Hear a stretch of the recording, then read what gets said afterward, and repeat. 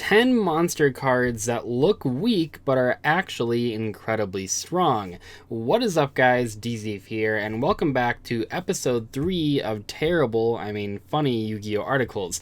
In today's video, we're reading this article that I found on our collective favorite website, Screen Rant, which is always at the top of the line in terms of Yu-Gi-Oh articles, and this one is about weak-looking cards that actually are incredibly strong, as the title of the article would suggest.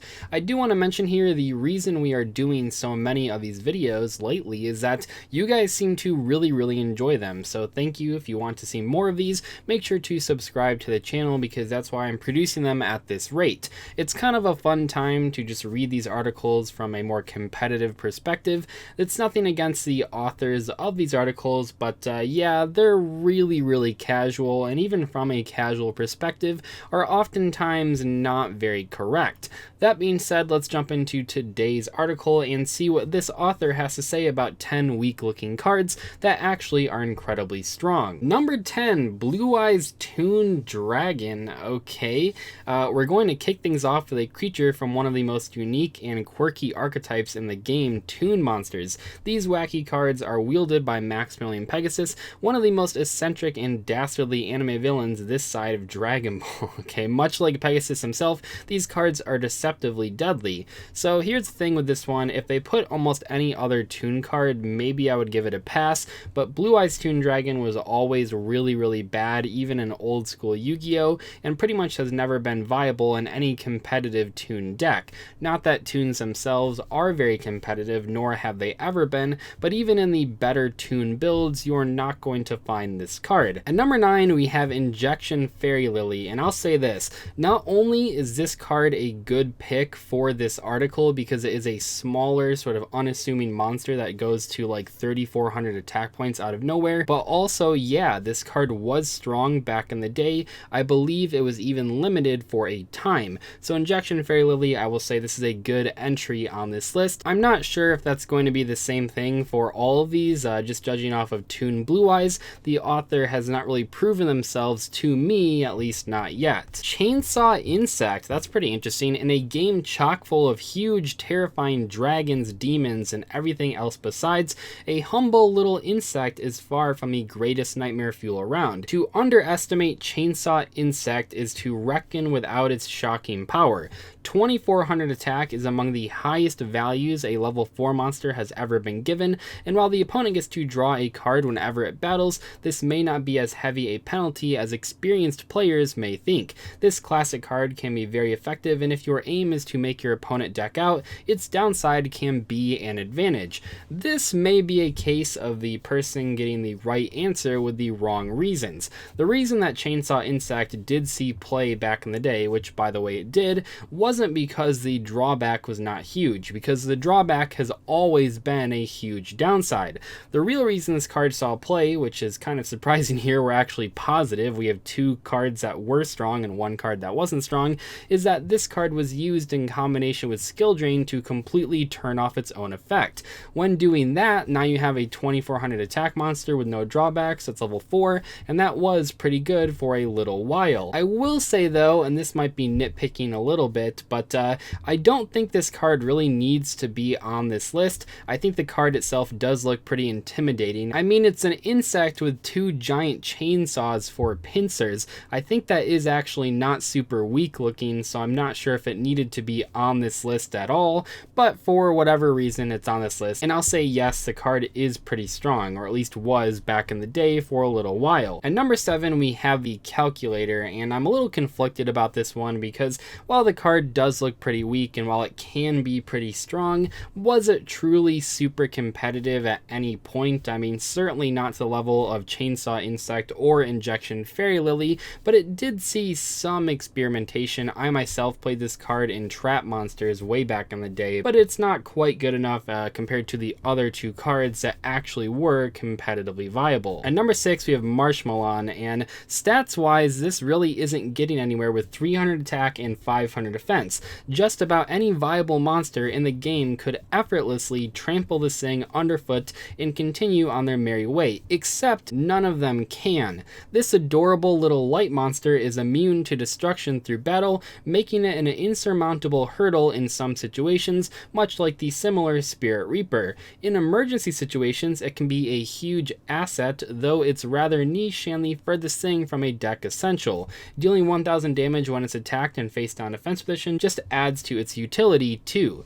Okay, here's the thing. I love Marshmallow. It's one of my favorite cards from old school Yu-Gi-Oh! I love the Marshmallow glasses. If my glasses could look like that and be prescription glasses, I would wear those every single day. That being said, sadly, yeah, it's not really that viable. Spirit Reaper having the extra utility of making your opponent discard a card when it inflicts battle damage was a huge deal back in the day, and even though it was easier to get rid of Spirit Reaper because it sometimes blew itself up, when it comes down to it, Marshmallow was always a worse version of Spirit Reaper, and it saw way less play than Spirit Reaper ever did, because that card was competitive. I mean, even through like 2012 in Dino Rabbit, we still saw people playing Spirit Reaper, whereas Marshmallow, yeah, not so much. Number 5, Witch of the Black Forest. This level 4 spellcaster has humble stats, but has an effect that allows the player to grab any monster with 1500 or less defense from their deck when it's sent from a field to the graveyard. Some very powerful attackers have low defense points, which made this searcher super strong.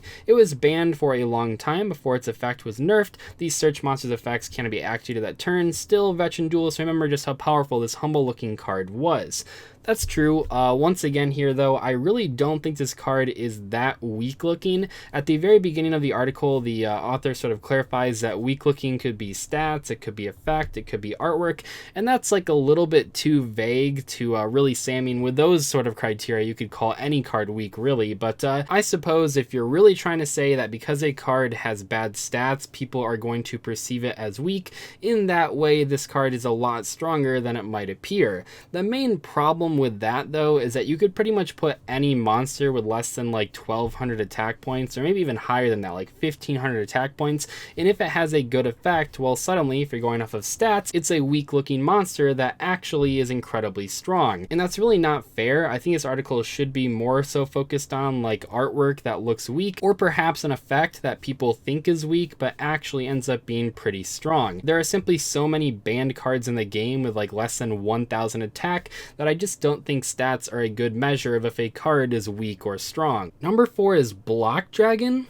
Block Dragon. Okay, how does this card look weak? It has high stats if the author's going off of that. The card itself, I mean, I guess it's made of Lego, but it's like a big dragon. How did someone think this card looks weak?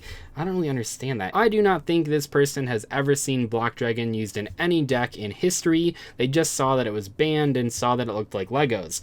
I really do not think this card looks that weak, and I think that is kind of interesting here. I think I might have to grade this article a little bit harsher than some people might say, because I'm also not really considering Witch of the Black Forest as a card that really appears weak and ends up being strong. For that reason, I don't think that Witch of the Black Forest or Block Dragon really count. I think it's a funny looking card, but weak, not so much. The Little Swordsman, 800 attack and 1300 defense, that's nothing. Warrior decks have all manner of great supportive monsters, and this little guy's effect, it can boost its power by 700 for the rest of the turn by sacrificing another of its controller's monsters, isn't up to snuff either. No, this card sucks. Like, what do you mean? This card's always been bad. I mean, it's funny because you could just equip it with like an Axe of Despair, or probably a Mage Power if you have one other spell or trap card, and then it's already better than using its effect. This card is terrible. I suppose if it was really strong, it would make sense to be included on the list, but this card looks weak. It is weak. It's just a bad card. Rabid Dragon at number 2, which was also featured at the top of the article. I don't know what to say here. I mean, the card itself doesn't look weak. It's a giant dragon bunny thing. The stats are not weak either, so the author can't really use that as a defense. Why is this card on the list? I get that it's a rabbit, but I mean, does it really look like a rabbit? It's a giant dragon. I mean, it's kind of funny looking, but I just kind of fundamentally disagree with this card being called weak just by the criteria that the author has put out there. That being said, it is not a very good card, so even if the card did look weak in some way, like the artwork or the stats or whatever, it still wouldn't really matter because the card itself is not very strong. Okay, I don't even know what this is, Don 1000 slash Monster C. Of course, the Don 1000 cards aren't part of standard play at all. Okay, that's why I don't know. It's an anime card. It apparently has 10,000 attack and 10,000 defense and can only be special summoned on the destruction of Don 1000 Monster B so as to represent the next stage of the boss battle. It can't attack, but it can't be destroyed by card effects either, and has another effect that makes the opponent lose if they haven't declared an attack that turn. I don't know, it's hard to say here. Does this card look weak? Clearly not by stats, which is one of the things that the author has used in other places in the article. The card artwork is a little bit too vague to really say if it's weak or not. I mean, it kind of looks scary, I guess, I mean, in some way, but I wouldn't really call the card I mean, when you think of Marshmallow on, that card looks really weak, but in casual play the effect is pretty decent, so I can understand how it made the list. In this monster's case though, I really just don't understand it. I mean, ignoring the part where it's not even a real card, so it's just why is this even featured on the list? I'm actually a little bit disappointed with this article just as a whole, because I feel like they could have done a much better job really picking monsters that look weak but have good effects. That being said, if we're going off of what the person put in this article and the actual cards that I feel look weak but are actually incredibly strong, I think the article score is pretty low. Anyway, I hope you guys enjoyed yet another installment of reading funny Yu-Gi-Oh articles. Like I said, if you guys want to see more of this content, make sure to subscribe for more episodes. I'll see you guys later though. Thank you so much for watching today's video. Goodbye.